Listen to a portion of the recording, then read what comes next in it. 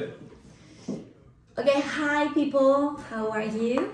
We are here in Marylebone with Adam, who is here, like of Afro, and we are in one of my favorite coffee places in Airmail, a news coffee shop, and we came here to collect some magazines. I will show you later, have our coffee and see what's new about Adam.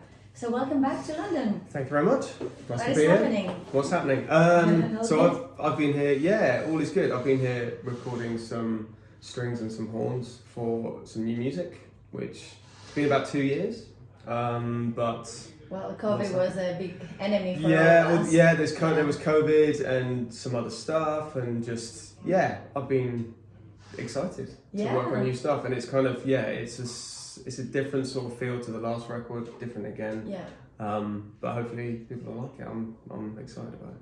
So we're gonna hear something different in terms of what we are used to it from your sound. I think you've probably there's a lot of my albums kind of they genre hop in some tracks are different to others within the actual album. I think the last album was quite sort of hip hop driven and sort of live instrument driven, I suppose. But this one is more of a nod back to where I came from, like the original sort of press-on vibes, that kind of sort of older kind of material. But it's got some new stuff in it as well in terms of like a slightly different sound. It's kind of it's a bit of a, it's not like the last record. Okay. But then I wouldn't say it's completely like all the others either. Exciting. Yeah. We're bringing the past in present, but also with a modern twist. We're gonna fantastic. That's it. Yeah. Looking forward to that. So let's take it from the past since you mentioned it. So since I was an MTV presenter like 2008, and as a DJ and also myself a musician for all of this time, for sure. It seems like I know you, like I have played your songs for several times. That's very nice. Nice so to hear. I would love for people to know a little bit more about you. For sure they know you as well. But let us remember your journey, how it started and what dragged you into music. Were you like all the way into music, or something happened in your life and say, I'm going to do this, this is my dream? Yeah, I mean, it was music from quite an early age. There was a time when it was either going to be sport or music, because I used to play a lot of rugby, a lot of cricket. Oh, wow. And for a while it looked like rugby might win out, and I might go down that route, but I'm kind of glad that I didn't, because in sport it's quite a short career, you have one injury. And to be honest, I don't think I was good enough. Really. Oh yeah? You have to be very Maybe very you didn't feel it, I don't know. I didn't feel it at the time, and it was slightly different back then. This was quite a number of years ago, but music's always been there. Like I started playing piano when I was 7, and my gran played, taught me piano, and music was all around the house. Like my dad was a soul music fan, and my mum loved music, and all my uncles loved music, and it was just something that was kind of encouraged early on. And then from the piano, I kind of then started to play saxophone at school. And it just got to a stage where it became like music was a thing that I did, and I was a musician, and then carried on just picking instruments up. Got people to show me the basics, and then just kind of listened to records a lot to learn how, especially with stuff like the drums and the guitar, I kind of learned from records. So all of the instruments. Are you the one who is playing all of the instruments? I used to. In the early days, it just used to be me, because at the time when I did the first record, Press On, I didn't really know anyone.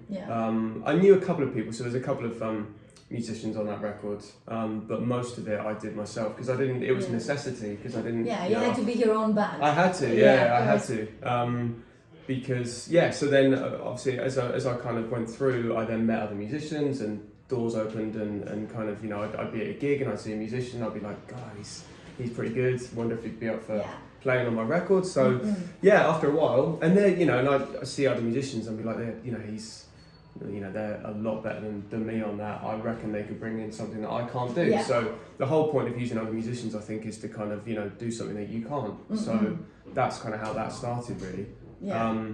And in the last record, I've got a few musicians on there, but I've sort of taken it back and doing a fair bit of it myself. Just for a different vibe, really. I mean, to be fair, I played all the instruments on the last record, but on this one it's a combination of sort of like kind of samples and live playing with a couple more musicians. It's a bit like Press On in that regard. So sorry, to get back to your question. Nice. A little segue there. Music was kind of always there, and then it came to it that what was I going to do at university, and so I actually applied to do sports journalism. Oh, so I was nice. going to be a sports journalist, and then I messed my A-levels up, so I didn't do that. But what I did do was take a gap year, and then in that gap year I read a book on record production, and that kind of just lit a fire underneath me. I was like, maybe I could do that, and it just interested me how records were made. And thank God for us. You swam the industry, good for or you know, for our ears, of course. And I read that book. I was like, I fancy doing this. I could, you know. And then in my head, I was kind of picturing myself as like George Martin in Abbey Road with a band, and I just wanted to produce bands. I just wanted to get in the studio and produce bands. Have you produced in Abbey Road? I haven't. No, I still haven't. I haven't produced anyone in Abbey Road, but you know, it's a dream. It's maybe one day. It's an approachable goal. I've recorded there, but I haven't produced there. Okay. So maybe one day I'll get to be George Martin. If you can find me the next Beatles, I'll happily step in. No worries. Yeah, we'll do Trust that. Me. We'll do that. We'll make That's a nice project. I like to work on that. So tell me a little bit more about your collaborations you have done through these years, and what is your dream collaboration you would like to work with this person? So the first record there was no vocals. It was like spoken word samples, instrumentals. Because I always love instrumental music as well. That comes from my sort of love of instrumental hip hop, like DJ Shadow, like AIM, RJD2, those guys. I've seen DJ Shadow when I was young. You know, probably you know him, right? He's great. He's great. He's great. And so listening to that stuff, I was like, I don't really need vocals, and I wasn't big into rap then either. I was just like, I just saw myself as that kind of thing. Moby as well. I love that album, that Play record from late 90s. Yeah. So consequently, the first album was just instrumental. So then, but it got to it after a while. I was always also into like songs too. I loved songs. I love pop music. I love a good chorus. I love, you know, everything about that, putting songs together. So, and if you're writing songs, then you need someone to sing them, right? Course, so that's kind of where that came from. So I was like, you can sing?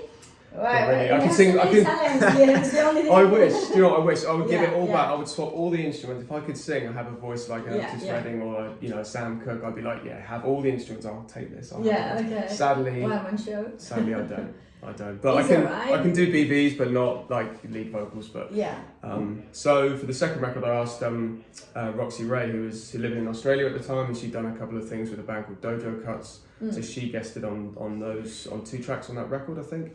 And then it just went from there. And then with each record that came by, I tried to ask different vocalists, and then some vocalists I would work with again, and others I would just kind of swap out. And it was just quite an organic process, really. And with every record, I try and work with one new vocalist if I can. I also have people that I go back to, like Wax and Herbal Tea and like Elliot Cole and stuff like that. But with each record, I try and find someone that people haven't heard before. But you have a nice, let's say, old school vintage sound in your music. So is there any artist, any musician from the past that maybe not be alive at the moment, but you would love to have him now in the present? So many. Him, You got all day? I mean, we got all day. So many. Oh, so many. Let's take the 3 top. Yeah. God, you put me on the spot now, but so my favourite vocalist ever is Sam Cooke. Of course. Sam Cooke. Yeah. Otis Redding. Yeah. My God, this is so difficult to try and get it down to. They're not going to be offended, don't worry. No, I mean oh my God. Sam Cooke, Otis Redding. I'll go someone from new, so Michael Kiwanuka. I love his voice. I love his voice. So I would love to work with him. Yeah. So there you go, 2 from the past. That's it. One very much alive. There you go. That's good. That's good. But yeah, I mean, I've always gravitated towards older, like vintage, more vintage sounds. I love the 60s thing, the 70s thing, the soul funk kind of thing. Yeah. Just the way records were made back then. That's not to say that I make all my records that way. I don't at all, because obviously modern technology and convenience to be a producer and work from home and all that sort of stuff, you can't do how they used to do it. Because you have to cut everything live and all that sort of stuff. It's different now, and that's great. But I try and take some of that from back then. Certainly the sound of it. I've always just loved the sound of those records. I think you either do or you don't, and then just put it into my stuff and try and do something new with it and make it for now, but then with a nod to back then. This is what I think, in my opinion, is what makes your music timeless. Because putting this, I mean, it's obvious. Putting all these past and vintage elements, retro soul sounds, it makes it sound like. If I can hear your first records now, it will still seem like a new record. That's very nice of you. Yeah, it's very nice to say. I think those like what I listened to this morning came on Spotify as the Impressions of Woman Got Soul. That. And I don't know, just the sound of those records from that time, they're timeless in themselves. Like they still were 50, 60 years later, and we're still kind of like raving about those records. Yes. So I think if you try and just take a little bit of that and then put it into your, I mean, there's going to be a little element of timelessness to your music, I suppose. But yeah, it's very nice to say. And you know, hopefully, no, 100%. hopefully people will still be listening to mine in 50 years time. But you know, we'll and also I need to thank you because you were the first one that decorated in a way my apartment in London. I'm in London like the last 3 years, but all of my record collection is in Greece. So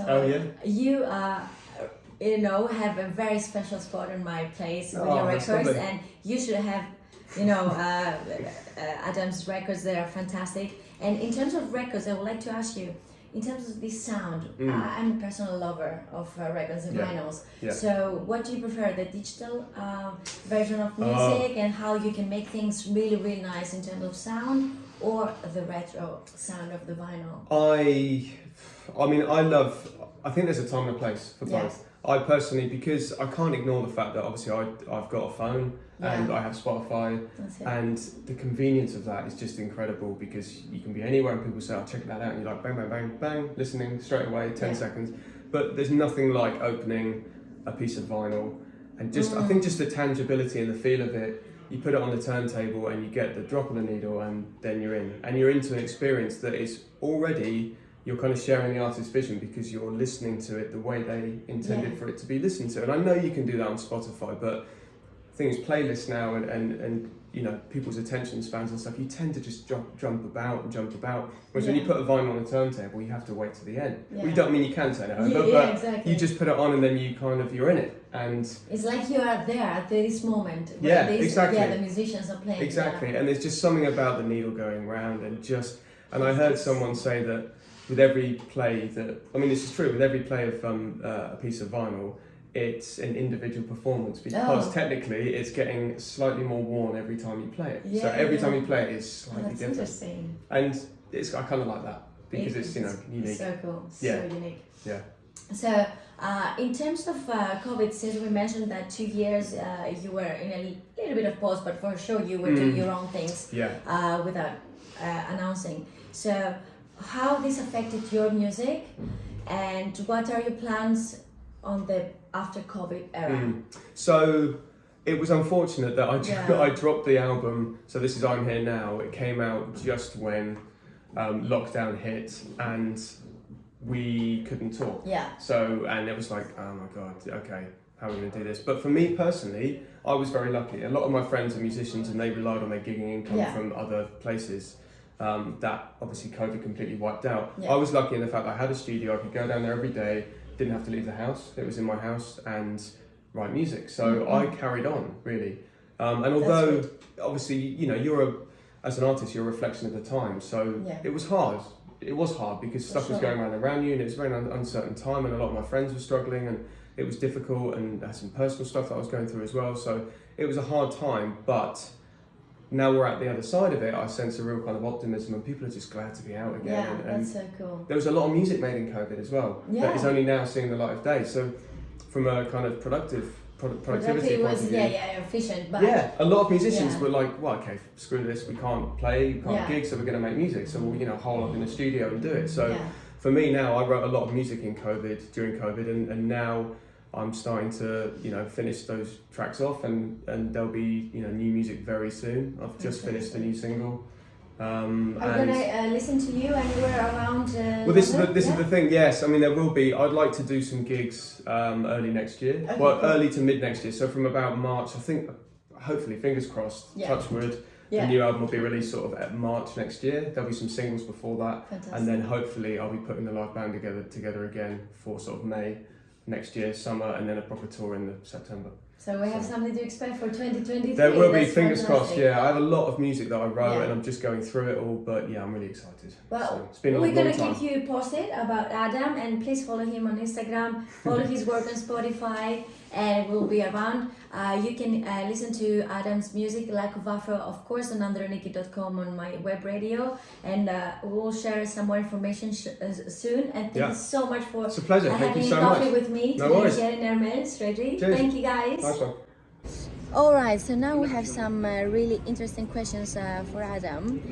We would like to know more about his lifestyle. So first of all, I would like to know your relationship with fashion. My relationship with fashion. Yeah. I mean, I like fashion.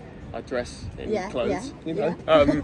I like Most again. of the times. Yeah, I like more of the classic kind of thing. Yeah. So like a, like a Yeah. jacket and that kind of stuff. Again, more influenced by like the sort of 60s. Yeah. I like the 60s thing. I don't like the baggy thing. Yeah. Like my daughter now dresses in The baggy. oversized, Yeah, yeah, I'm this not. is a new And I trend. remember that from the 90s, Yeah. and I dressed in it then, but not Yeah. for me now. Okay. So I like the kind of more fitted 60s aesthetic, that That's sort of good, thing. that's Yeah, good. yeah. Alright, so what's your favorite style icon if you have one? Or in terms of music? Well, actually Yeah, both. So music-wise, yeah. I think Mark Ronson always looks sharp.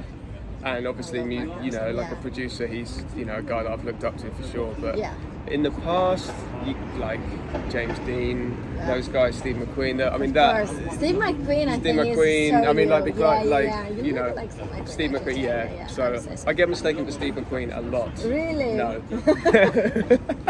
Alright. Yeah. Okay. So those guys again, quite classic kind of. Yeah, yeah. That sort of vibe. So Yeah. one of the questions I used to ask my people that I interview is like, if you had to choose one person, a legend from the past that you would like to dine or have drinks or hang out now, who would that be? I have to say Sam Cooke. Sam Sam Cooke. Cooke. I mean, he's my favourite singer of all time, but also because You what could be best friends with Sam I feel, Cooke, he seemed like a really cool guy to hang around with. He like started his own record label as a dude that at the time that wasn't supposed to happen. He was a black guy who did his own thing. He was a businessman. He was an activist. I just for what he did and then the music. Yeah. And I mean that's even without the music. I would love to have a drink. Oh, nice. Yeah. And in terms of drink, what is your favorite drink? Oh well, Do you know how to make it? I don't drink. Okay. When I did, it was just a mojito. Classic Mojito. mojito. Oh, wow, I wouldn't expect that from you. Classic mojito, but I love a cup of tea because I'm Okay. English and I love that. Of course you But do. like a proper With milk or no milk? with milk, but milk afterwards. Let it brew 5 minutes. Good tea bag, then the milk. That's a nice tip, huh? Yeah, you can't mess around with tea. And no charge for that. So let's go in terms of food. What would you like to? What's your favorite food and dish? Oh, so I love seafood. Yeah. But also if it was me making it, I make a good bolognese. Oh, But the proper bolognese. proper. Well, I think so. For Okay, me, okay. it is proper because I make it, so it's a proper. I think it's not like It's a bespoke bolognese. if an I would Italian had it, it'd be like, no, this is not like ragu. This is like awful. Yeah, but yeah. I think I'm told it's nice, so Okay. But I've also From got from Italian person. no. That's not guaranteed. No, but I think it tastes good. Whether it's not traditionally. proofs? Coco proofs? Coco loves it. Okay. My daughter loves my bolognese, so that's good enough, right? That's That's good a enough. good aggregation. Yeah. But I've got sweet tooth, so I love chocolate as well. So yeah, dark chocolate. Okay, Yeah. so my next question was about nutrition. Yeah. But Yeah. since you Chocolate. mentioned dark chocolate, So, maybe. yeah, it's good for you, right? Dark Yeah. chocolate, yeah. Because we are very fitted, so in terms of Yeah, I try and look after. I've got like my immune system's not great, so I try and look after myself with like I do the green smoothie things. Okay. Because I kind of it kind of helps. celery, Celery, parsley. kale, all the really exciting stuff. But yeah, I like to look after myself in terms of nutrition. Yeah. Okay, and let's go now in terms of skincare. Do Yeah. you use anything? I for do. your face and Yeah, but I've kind of over the years I've tried them all. Yeah. I've tried like Kiehl's, Aesop, Yeah. Clinique I use at the moment. Okay. All that stuff. I kind of I do like. It's good for men to do the same, think like so. we do. Like it's not just a No. female. I think men we used to be thing. lazy, like a bit of soap and Yeah. like that's it. But as I've got older, it's Please. more important. Like you can't mess around now. I'm getting older, right? So you Yeah. have to you know look Please after look yourself. after yourself. Yeah, Exactly. moisturize, men. Moisturize. They do Always. now. They do. Like it's not it's not the '90s anymore. Exactly. So last question: what is your favorite spot in London? Where would you like to visit when So- you're here? To play, we played a few years ago. We did a couple of gigs at the 100 Club, and they were great gigs. So I love that place as a venue. Maybe to play, maybe not to go to because the visibility is not the best. But to play on stage was great. God, there's so many places. It's so difficult to know. I love the Tate, the art gallery. I love a bit of art. The Tate, and Gaucho for a stage. Yes. All Yeah. right. Argentinian. Argentinian. Yes. Argentinian. Yes. Spanish. Spanish? I don't Gaucho, know. yeah, Gaucho, something like Spanish. Yeah. So, but I mean, the thing with London is every time I come up here, I go to somewhere different. We went to a restaurant last night called Gold, I think. In Notting Hill. In Notting Hill, Yeah. which is great. Okay. I've never been there before, and every time I come up, you discover something different. Yeah. Which is kind of why London is so amazing, right? There's so many different things to see and Exactly. do every time. So Yeah, I have new favourites every time I come. So. Okay, let's Yeah. have some more recommendations in the next session of our interview. And to close up, I would like you to show me your favorite item for your bike. Favourite item? Oh yeah. So I have this chap, which is a Bennett Winch. That's a fantastic bag, actually. Bennett Winch backpack, which my parents got me this for my 40th birthday Oh, wow. last year, and then I liked it so much that I bought myself the Weekender bag in the same in That's fantastic. sand. I think they call that sand. Is that olive? It's olive olive, green. yeah, Olive the green. khaki military. Yeah, yes, that. So, that's but like, great. I love that bag. It comes everywhere with me. It's sturdy. Yeah. Doesn't, it's built. Big endurance, and also I love the combination brown leather with the khaki. Leather and khaki. That's it. That's cannot it. go wrong. And it goes with everything. So you got a black leather jacket. It goes with that. Goes with this. Goes. Ready to go. That's Ready it. to Ready go. to travel. Yeah. So that's all from us from sunny London today. Beautiful. So we'll see you soon. We're gonna keep having our coffees or tea for Adam, and we'll see you soon. One more time. Bye bye. Bye.